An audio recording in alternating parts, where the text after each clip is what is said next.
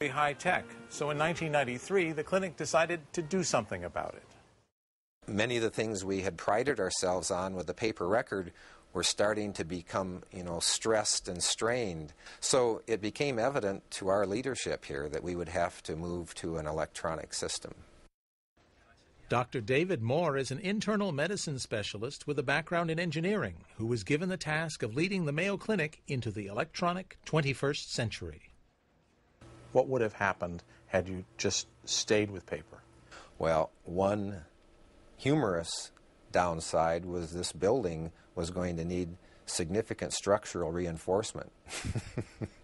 The records were getting so heavy, the volume of records were huge. Well, no, I'd ask you first, what are the issues that bring you here to see us? So to start out, we put together the building blocks of what would be our eventual integrated system. So we had a clinical notes system that would capture the documentation from the physician visits. There was some lab work done, and even a preliminary diagnosis had something about possession by demons.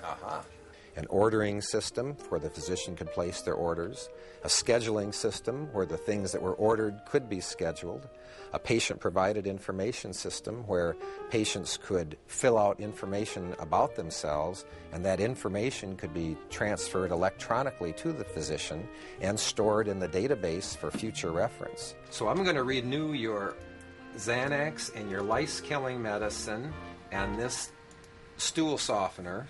That'll probably pick up your spirits. So those, as well as an electronic results inquiry system with a major building blocks, and of course that is the system that takes the millions of laboratory results that are collected on patients in the inpatient and outpatient setting and puts that together for a convenient display. Those millions of manila folders are slowly becoming the ones and zeros of digital data stored in rows of modern computers. Now, you can't go more than 30 feet in the hospital without having another PC available to view information, and providers can sit down and work on their patient care. Everybody at the point of care for every decision should have the full expertise of the whole clinic available for that decision. Only 10% of medical institutions have accomplished what the Mayo has done, but the promise of analyzing millions of patient records at the same time in order to cure a single person is the ultimate dream. In an emergency, imagine your patient record is available from anywhere and it saves your life. Then IT will have truly transformed medicine. We've digitized our friends, the way we shop, and the way we track our shopping. Our pictures are on flash drives and our health records on hard drives. My music is compressed and your stocks are online. We have passwords for our 17 usernames to stay in touch with thousands of our digitized friends. If only we could organize our digital lives. Our experience is we almost never regret recording something, but we almost always are saying, oh, I wish I'd recorded that. I wish I had more. Why would anyone want to record absolutely every single thing in your life? What kind of software would you need to support that? You won't record absolutely every single thing in your life, but you will record so much compared to what we recorded in the past, it will seem like practically everything. If you think you've never been on Candid Camera, then you haven't met Jim Gemmell. Jim works with Microsoft Research and takes pictures by the thousands. Jim, it's great to see you. Hi, Bob. Good to see you, too. What is this thing you're wearing? Well, this is a SenseCam. This is developed by Lindsay Williams at our Cambridge lab. And it's a camera enhanced with some sensors so that it can take pictures automatically at a good time.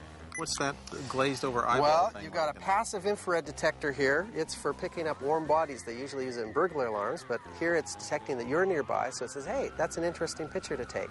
And it's got accelerometers, so that if I jiggle it, it knows not to take a blurry picture right now, but it's going to wait for it to settle down, and then it knows, okay, I can take a picture. Does it know where you are? It doesn't know where we are. We want to add GPS to it someday, but right now, I'm carrying a little GPS device with me, so that I can keep track of where I'm at, and we stamp that onto the photos so we know where they've been taken. And how is this better than my senseless cam? Well, this way, you don't have to stop living to go behind the scene and wait for that shot. You just do what you're doing, and it automatically captures what's going on for you. And this is your office? Well, I wish. This is near my office. We're a couple of minutes away from campus. Let's go.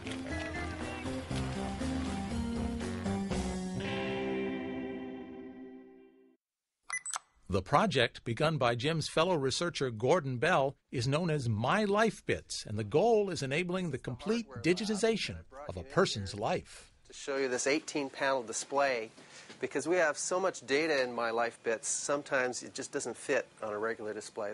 So it started actually, I think, around 1999 when Gordon Bell wanted to go paperless. So he started scanning like crazy.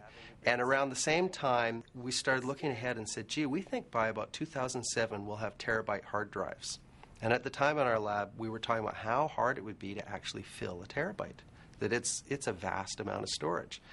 And we ran some numbers on the kind of things we would store at the time, and we figured that it would take over 65 years to fill a terabyte, even if we optimistically added in